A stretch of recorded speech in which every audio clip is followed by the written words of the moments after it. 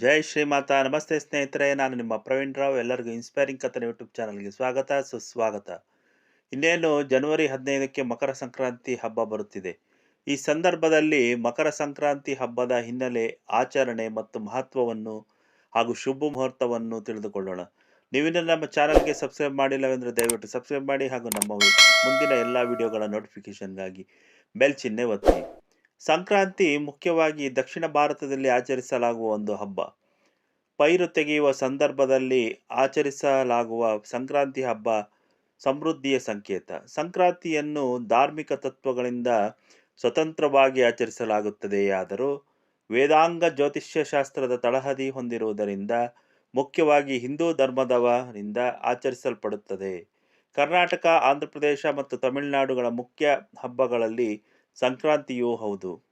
ಕರ್ನಾಟಕದಲ್ಲಿ ಸಂಕ್ರಾಂತಿಗೆ ಸಂಬಂಧಪಟ್ಟ ಆಚರಣೆಗಳಲ್ಲಿ ಮುಖ್ಯವಾಗಿ ಕಂಡುಬರುವುದು ಎಳ್ಳು ಬೆಲ್ಲ. ಮನೆಯಲ್ಲಿ ಎಳ್ಳು ಬೆಲ್ಲವನ್ನು ತಯಾರಿಸಿ ಸುತ್ತಲಿನ ಮನೆಗಳಿಗೆ ಎಳ್ಳು ಹಂಚುವುದು ಸಂಕ್ರಾಂತಿಯ ಸಂಪ್ರದಾಯ. ಎಳ್ಳಿನ ಜೊತೆ ಸಕ್ಕರೆ ಅಚ್ಚುಗಳು, ಹಣ್ಣು ಮತ್ತು ಕಬ್ಬಿನ ತುಂಡುಗಳನ್ನು ಸಹ ಬೀರುವುದುಂಟು. ಸಣ್ಣ ಸಣ್ಣ ಚೂರುಗಳಾಗಿ ಕತ್ತರಿಸಿದ ಬೆಲ್ಲ, ಕೊಬ್ಬರಿ, ಹುರಿಗಡಲೆ, ಸಿಪ್ಪೆ ತೆಗೆದ ಕಡಲೆಕಾಯಿ ಬೀಜ ಹಾಗೂ ಹುರಿದ ಬಿಳಿ ಎಳ್ಳನ್ನು ಸೇರಿಸಿ ಎಳ್ಳು ಬೆಲ್ಲ ತಯಾರಿಸಲಾಗುತ್ತದೆ. ಕರ್ನಾಟಕದ ರೈತರಿಗೆ ಸುಗ್ಗಿ ಅಥವಾ ಸುಗ್ಗಿ ಹಬ್ಬ. ಈ ಮಂಗಳಕರ ದಿನದಂದು ಯುವ ಹೆಣ್ಣು ಮಕ್ಕಳು ಹೊಸ ಬಟ್ಟೆಯನ್ನು ಧರಿಸಿ ಒಂದು ತಟ್ಟೆಯಲ್ಲಿ ಎಳ್ಳು ಬೆಲ್ಲದೊಂದಿಗೆ ಹತ್ತಿರದ ಜನರನ್ನು ಮತ್ತು ಸಂಬಂಧಿಗಳನ್ನು ಭೇಟಿಯಾಗಿ ಎಳ್ಳು ಬೆಲ್ಲವನ್ನು ವಿನಿಮಯ ಮಾಡಿಕೊಳ್ಳುತ್ತಾರೆ. ಎಳ್ಳು ಬೆಲ್ಲ ತಿಂದು ಒಳ್ಳೆಯ ಮಾತಾಡೋಣ ಎಂದು ಹೇಳಿಕೊಳ್ಳುತ್ತಾರೆ. ಪ್ಲೇಟ್ನಲ್ಲಿ ಕಬ್ಬಿನ ತುಂಡು, ವಿವಿಧ ಆಕಾರಗಳ ಸಕ್ಕರೆ ಅಚ್ಚು ಹೊಂದಿರುತ್ತದೆ. ಇನ್ನು ಮನೆಯಲ್ಲಿ ಹೆಣ್ಣು ಮಕ್ಕಳಿಲ್ಲದಿದ್ದರೆ ಸಣ್ಣ ಹಾಗೂ ಹದಿಹರೆಯದ ಮಕ್ಕಳನ್ನು ಎಳ್ಳು ಬೀರಲು ಕಳಿಸುತ್ತಾರೆ. ಕಬ್ಬು ಈ ಭಾಗಗಳಲ್ಲಿ ಪ್ರಧಾನ, ಏಕೆಂದರೆ ಹಬ್ಬದ ಋತುವಿನ ಸುಗ್ಗಿಯ ಸೂಚಿಸುತ್ತದೆ.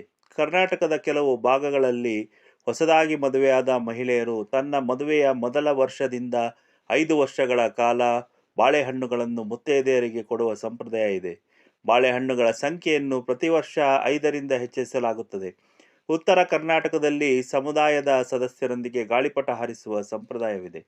ಮಹಿಳೆಯರು ಗುಂಪು ಗುಂಪಾಗಿ ರಂಗೋಲಿಯನ್ನು ಬಿಡಿಸುವುದು ಸಂಕ್ರಾಂತಿಯ ಸಮಯದ ಮತ್ತೊಂದು ಜನಪ್ರಿಯ ಘಟನೆಯಾಗಿದೆ.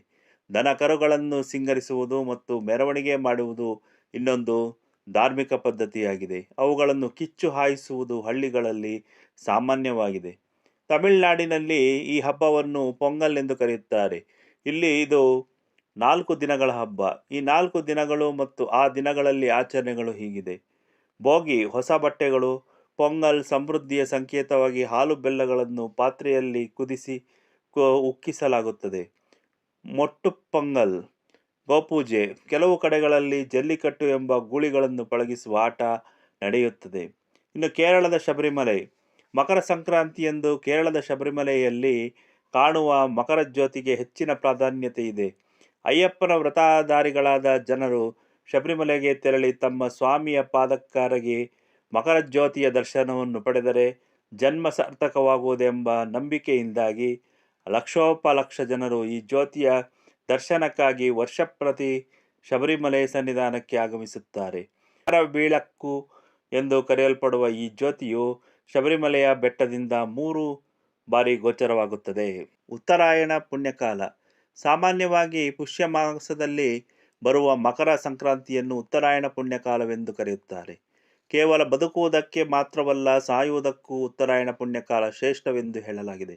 ಅದಕ್ಕಾಗಿಯೇ ಮಹಾಭಾರತದ ಪಿತಾಮಹ ಭೀಷ್ಮ ದೇಹ ತ್ಯಜಿಸಲು ಉತ್ತರಾಯಣದ ಕಾಲದವರೆಗೂ ಶರಶಯ್ಯೆಯಲ್ಲಿ ಹರಿಸ್ಮರಣೆ ಮಾಡುತ್ತಾ ಕಾದಿದ್ದರು.